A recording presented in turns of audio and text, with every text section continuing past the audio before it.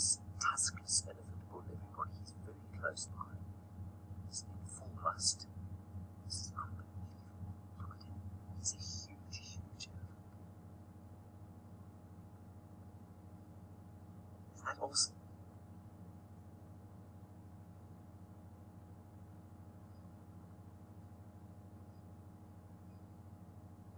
Isn't that fantastic?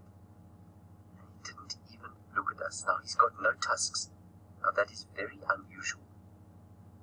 Now it's all happening here, Cheetah Plains. There's some lions just down the road here. So I think we'll probably try and move them there once we've had a look at that magnificent elephant. He's fully grown.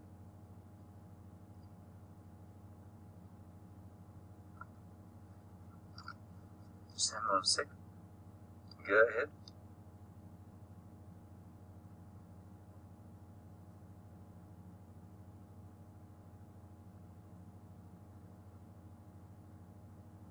I was trying to stand by for the cheetah position, but it seemed like there were 3 or 4 people already standing by. If there's space, they'd like to come in. So there's cheetah, there are lions, everything all over the place here. The radio is an absolute disaster, so it's very difficult to hear what's going on.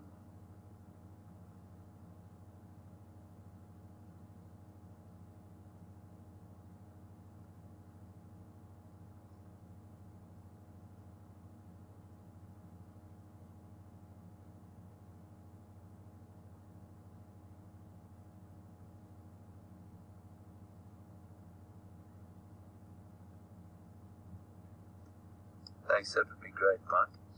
Sorry, everybody, I am just trying to find out what's going on here. Mike, I'm in no rush, so yeah, I'll just gently make my way there. Alright, we're just going to go and have a quick look. Okay, we're going to go and quickly have a look at the cheetah, everybody. They seem to be on the far southeastern corner, so we'll just nip down there, and that we might get a quick view of them. Hold on tight. I'm sorry about my lack of attention to your needs, but the radio is just very difficult to understand what's happening here. There's lots of action, which means everybody is very excited about what's going on here. There's some vultures. Now, there were 3 male lions killed. In fact, yeah, we'll go back there just now. 3 male lions killed here yesterday, and we don't know who those male lions are. 3 females as well from a seemingly unknown pride came into the area as well. So it's all very exciting. Now we'll just try and get around the corner here. I'm not exactly sure where those cheetah are, so if I do have to ignore you, I'll just be finding out on the radio what's going on. Now we did have a question there, Rebecca, from James. I'm afraid I missed it. If you wouldn't mind giving it to me again.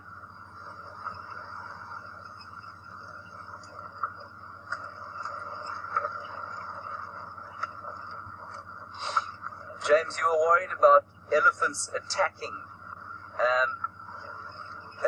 a vehicle. You say, what do you do if an elephant attacks?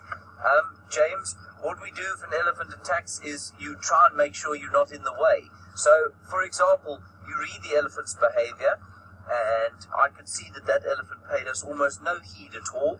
He would not have just attacked. He would have warned us, almost certainly.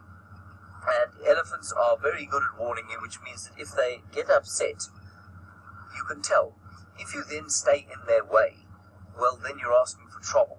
The key thing is, if you're with elephants and you think that they're a little bit uneasy, what you have to do is just make sure you've got a forward escape route, and you've got to read their behavior. And the key thing is increasing space. It's no good saying, I'm going to stand down this elephant, I'm going to teach it a lesson, I'm going to be the big deal, and, I'm not going to run away from it. That's a really bad idea. Okay, we're going to try and get into this cheetah sighting. Let's get back to Byron and Karula. It's all action at the moment. Go ahead.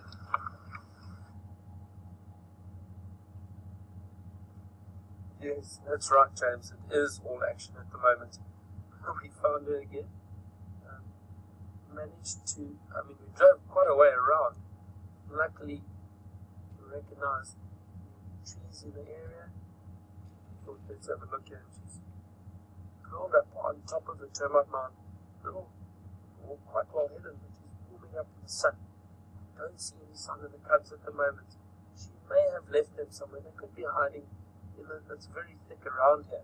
They could be hiding, but she may have left them in a drainage line while she is making her way around, potentially looking for food.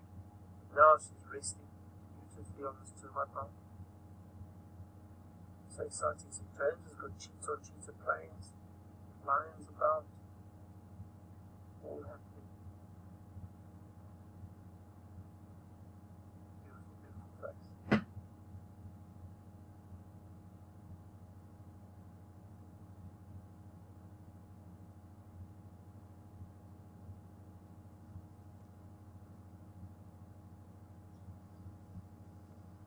James is rushing to try and find some cheetah for you.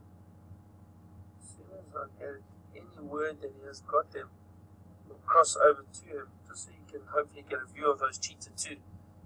Then we can definitely see, you'll be able to see the difference between cheetah and the leopard, how different they look. Always nice to see a live animal to tell the difference between the two.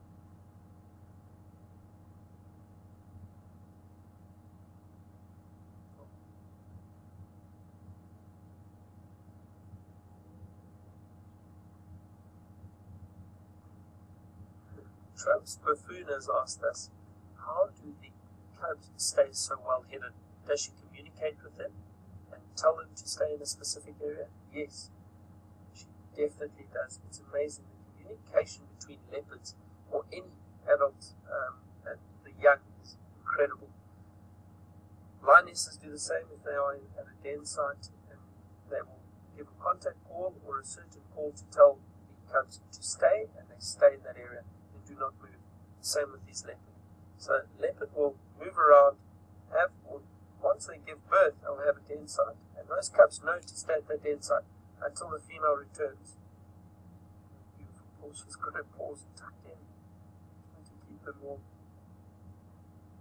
And the leopard will give a call, a contact call, and I also think we don't really understand the communication that well. But I've seen it where they're walking with the cubs and she gives a certain call. And she walks into an area, and then as she walks out, the cubs don't follow anymore. They stay right there. So they know. Look at the beautiful rosettes that I spoke about. Beautiful markings and pattern on the leopard. So the cubs know to stay in that area. They will not move until that female returns.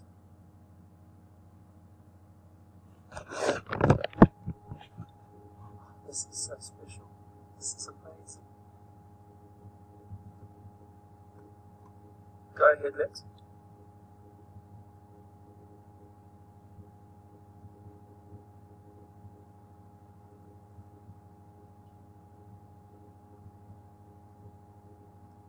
Okay, copy. Lex, still with Karula. She's come down a little bit, but still in that same area that you left her in, around that termite mound. She's just lying down at the moment. No sign of the youngsters.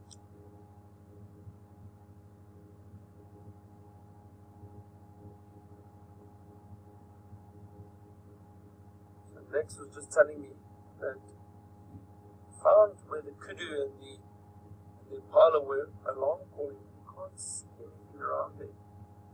Potentially another leopard that was moving through the area. It's not always that easy. They'll alarm call those antelope soon. Sorry, I'm just giving an update from Lex.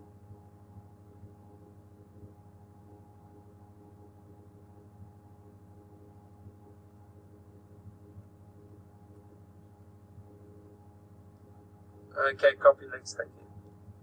As I was saying, so Lex was just telling me where those alarm calls were coming from exactly.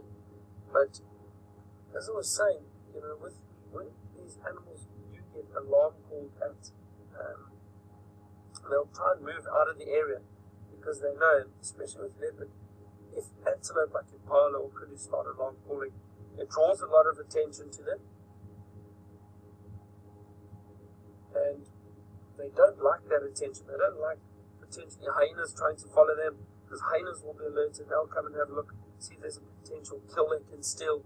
So they generally try and move out of that area very, very quickly. they are being alarm called at. It sounds like James has just found the cheetah, cross over and see what they're up to.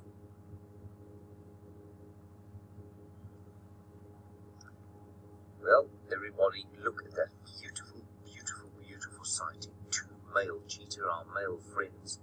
Unfortunately, they seem to be about to head off into Mala Mala, which is a bit sad, but we're just going to have a quick view of them. What a joy to have these cats, Karula and her cubs, over the last little while. We have truly been blessed beyond it. We are so lucky.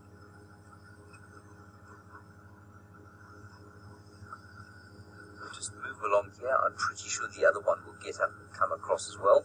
Now we can only be on the boundary. This is the kind of end of when we're going to be able to see them.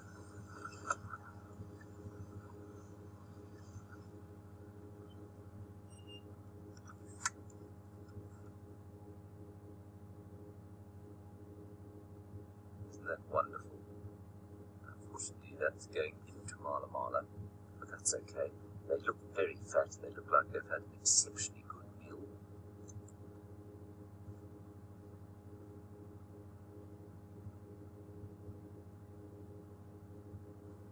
Stunning stuff.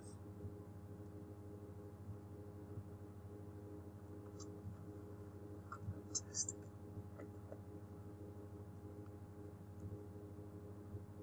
So they are, for those of you who don't know, everybody, we're not going to be able to see them again once they've got into Mala Mala.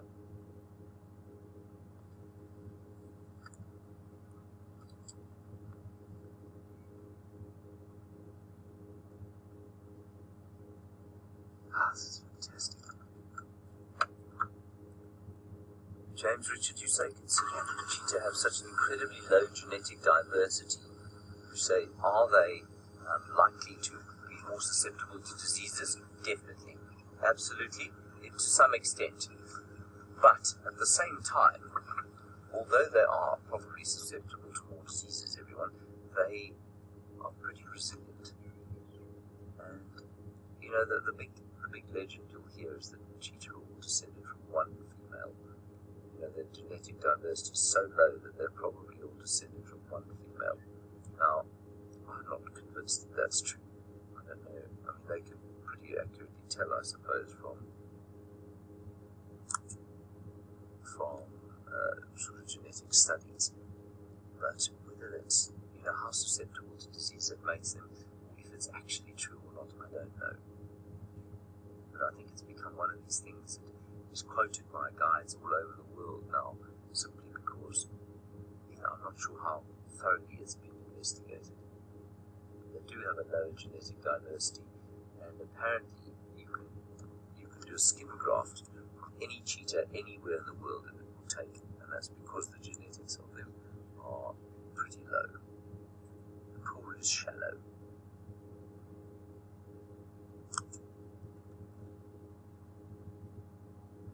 Very nice. They're just marking territory. And the territory, of course, of the cheetah is temperate. It's not it doesn't stick in an area like a leopard or a lion territory, because their distribution is almost solely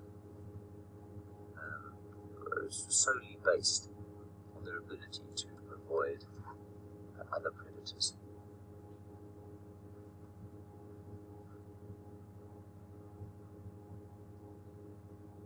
We are very, very lucky, everyone. Cubs, leopard, and magnificent cheetah. This is a rare treat, and for those of you who are perhaps new viewers, you know we don't see cheetah very often at all. It's not common for us to view them like this, simply because there are not that many around, and the habitat is not ideal for them.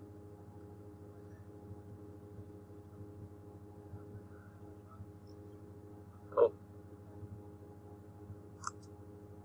I got a picture there. Yeah, but I did miss his feet, unfortunately. He was sort of in focus. It's almost in focus. Everybody, I am the world's slowest possibly most useless photographer. Yeah, that's a disaster. I'll show you a picture of it later. The of course, will derive enormous amusement from it. And I think one of them, although they're probably brothers, and although you'll be told that there isn't a great deal of kind of dominance between the two, it would seem to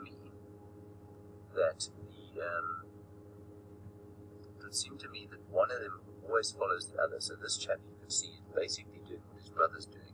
He's marking on the same trees, marking in the same places, but well behind.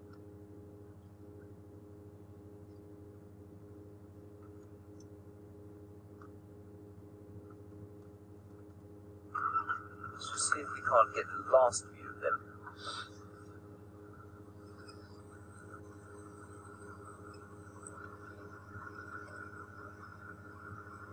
They're just lying on the boundary there. Maybe let me try and get a bit of height so we can see on top of them. I fear me the super zoom camera would have been a better option here. Perfect light. Gorgeous morning.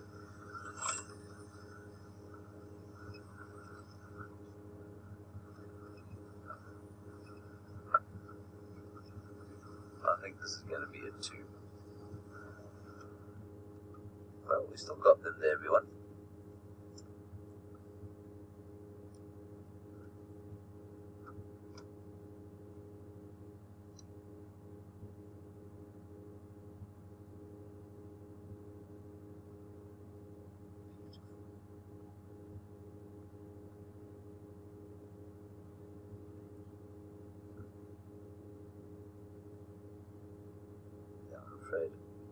It's going to be the best view we have of them.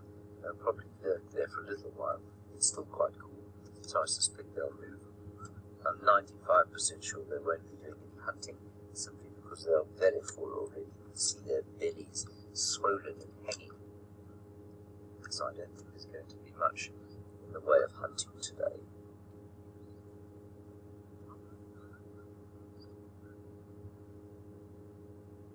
Now, Richard, you want to know that the territory of a lion and a cheetah overlaps. They do overlap, Richard.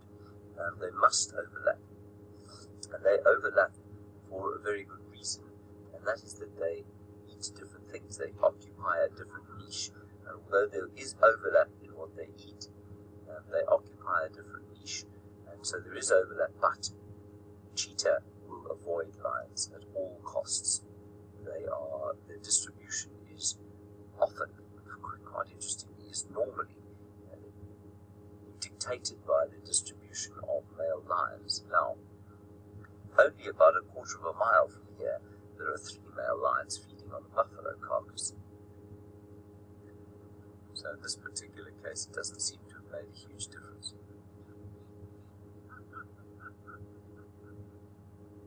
The amusing vehicle next to us.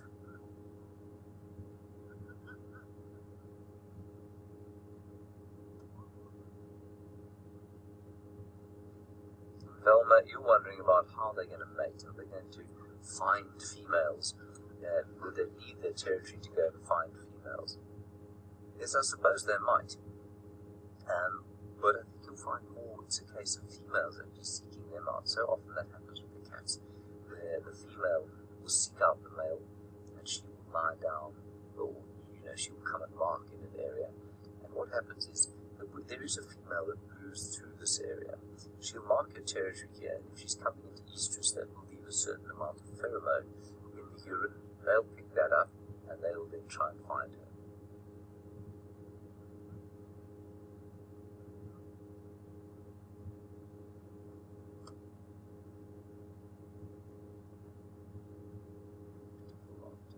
I think they'll probably get up again and move to the south.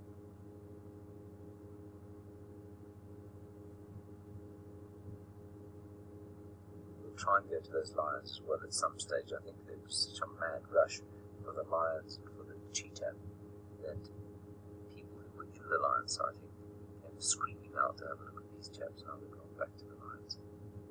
So we'll just stand by and enjoy this. Perhaps we'll go to the lions. Not sure what Karula's story is at the moment. There you can see they're getting up and moving now. It's completely opposite to what I said initially. I initially said that I thought that male that had been left behind here was the one who was leading the charge, and I don't think that is the case anymore. You can see they look almost identical. We don't spend enough time around them to really be able to see the difference. Anyway, everybody, I think that's going to be it.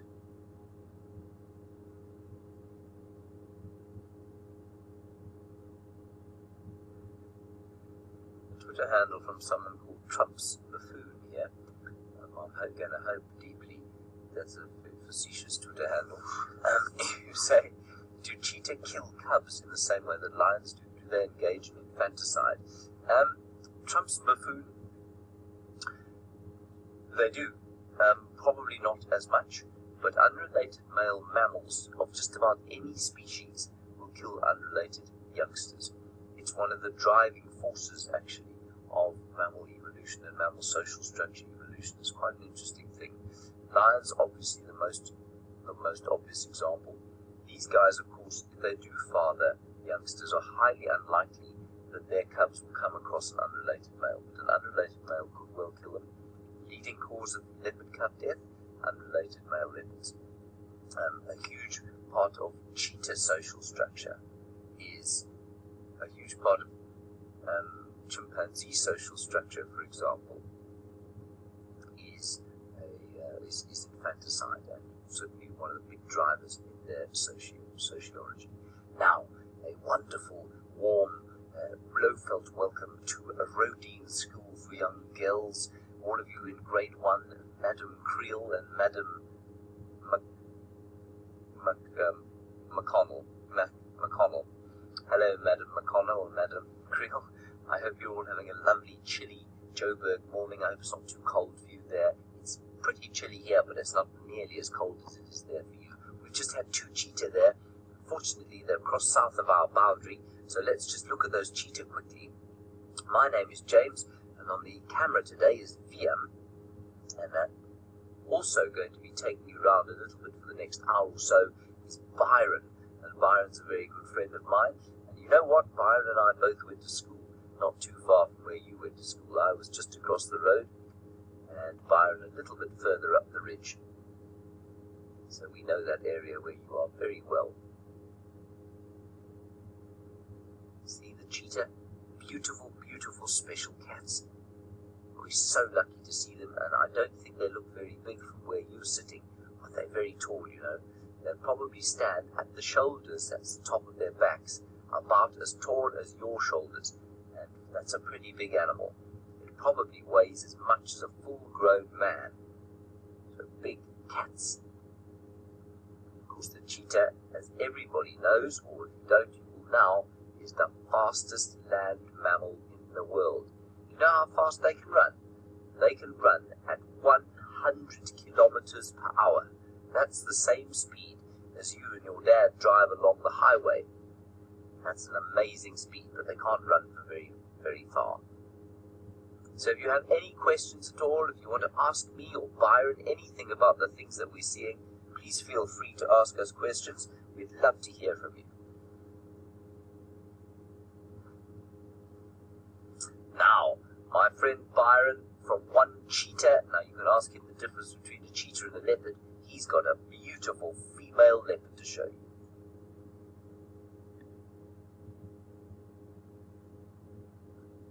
Yes, James, everything's going on at the moment. We're still with this beautiful female leopard. I think this is going to be our last glimpse of her. She's moving off through the thicket. But we have spent quite a bit of time with her. It's lovely to see the cubs this morning. Good morning to Rodine, and Madam O'Connell and Madam Krill and their class of grade 1s. Lovely to have you with us this morning. So glad you joined us just in time to get a glimpse of this leopard. And the birds are alarm calling at her, rattling testiculars, and she's raised her tail so that and she can show them that she's not a threat. She's trying to just move through the area.